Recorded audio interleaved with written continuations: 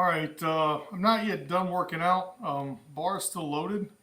I still got to break that down. I'm tired, and I just wanted to shoot this now and kind of get it over with while things are fresh on my mind. Um, Couple things. First one I mentioned while I'm doing voiceover, like my hips kind of bother me and something's going on there. Um, Footwear that I wear outside of the gym.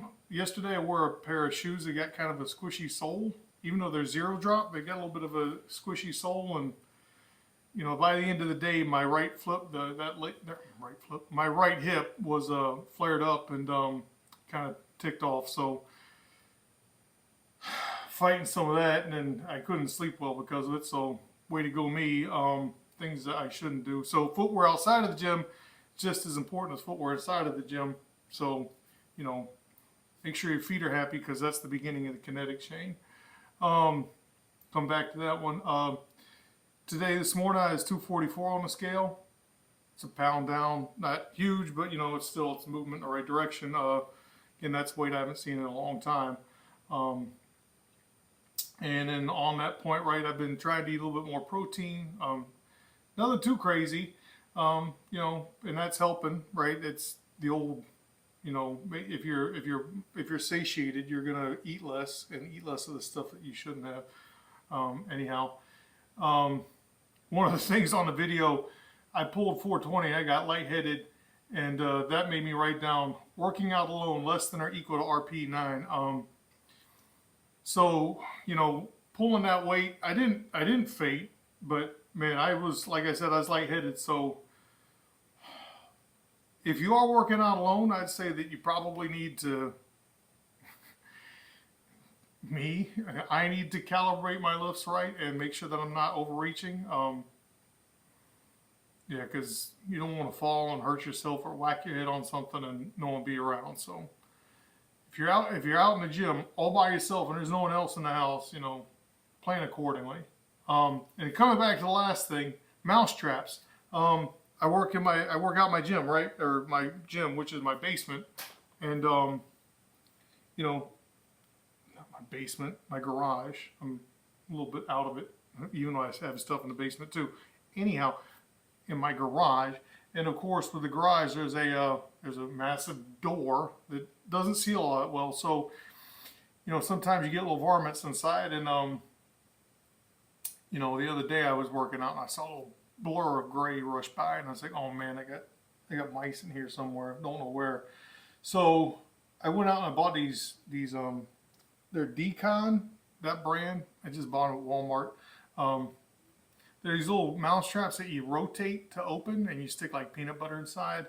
And basically what it is these guys go in and they get a hold of the peanut butter or cheese or whatever you use as your bait, and it just rotates back around and traps them in, and then they got nowhere to go.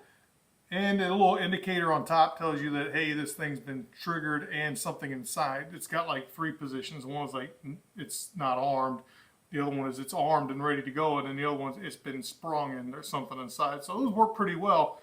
If you're like me and you got to work out in your, in your garage or basement, and you want to make sure that you're taking care of rodents, they work pretty well. I'd recommend them better than the old school mouse traps that you got to deal with, broken neck mouse. And the worst ones are like those glue traps, right, where their feet get stuck on them and then they chew off their foot and run away. No, it's a 3-legged mouse chase. Anyhow, not the best session today. I'm just tired. Again, didn't sleep well. It's hot. Feeling a little underfed, but got it done anyhow. Hope everyone else had a great weekend.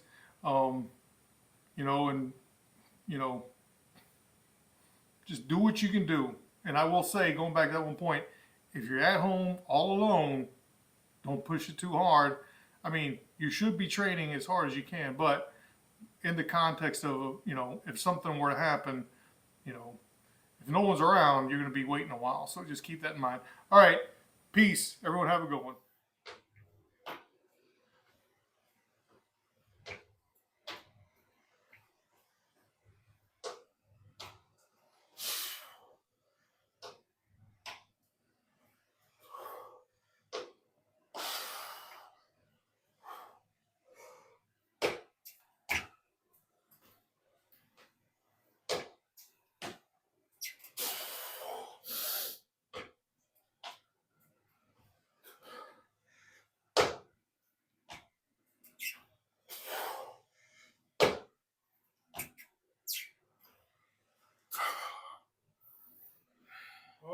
Monday, it's intensity day. I did my step ups.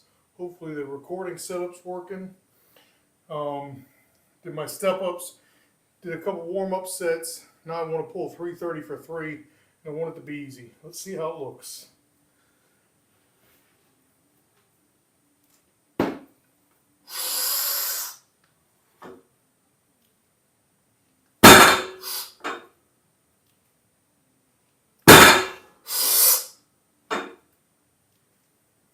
Not bad. Okay, I'm gonna try this again. Have music on really quiet so at least I can voice over still. Don't think I had enough break time there. Just didn't feel like things wanted to pull off the ground. So gave myself another beat, right, about another minute in between lifts. And probably still going a little bit too fast, but all right, let's do it.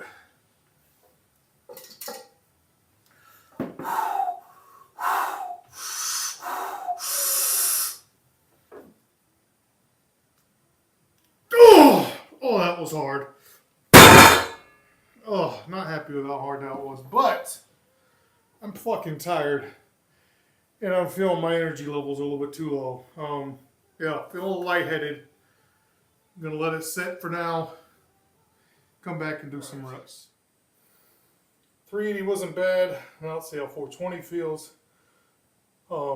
Expecting it to go. Just don't know how quick it's going to be. All right, let's do it.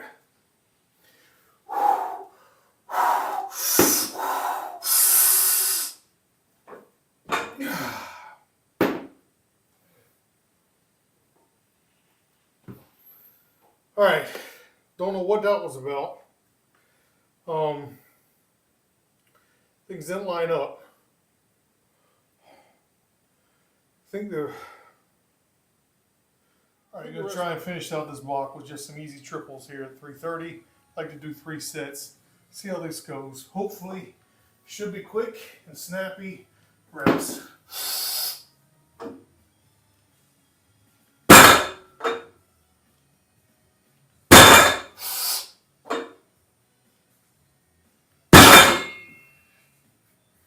Alright, one of the things about watching the video playback live is that I'm looking at a tired person. So that last triple, it was slow, I'm fatigued, but we're going to knock out a couple more. This is set 2 of 3.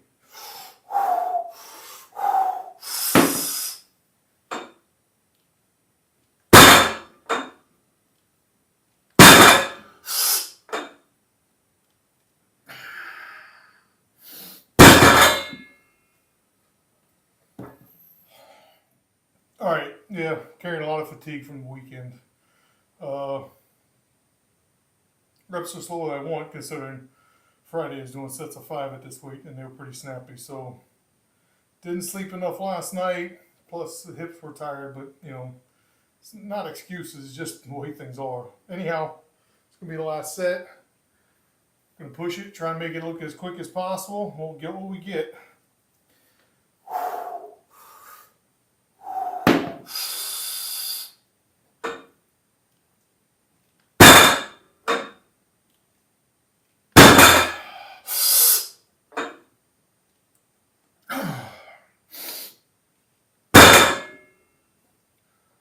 Ooh, all right.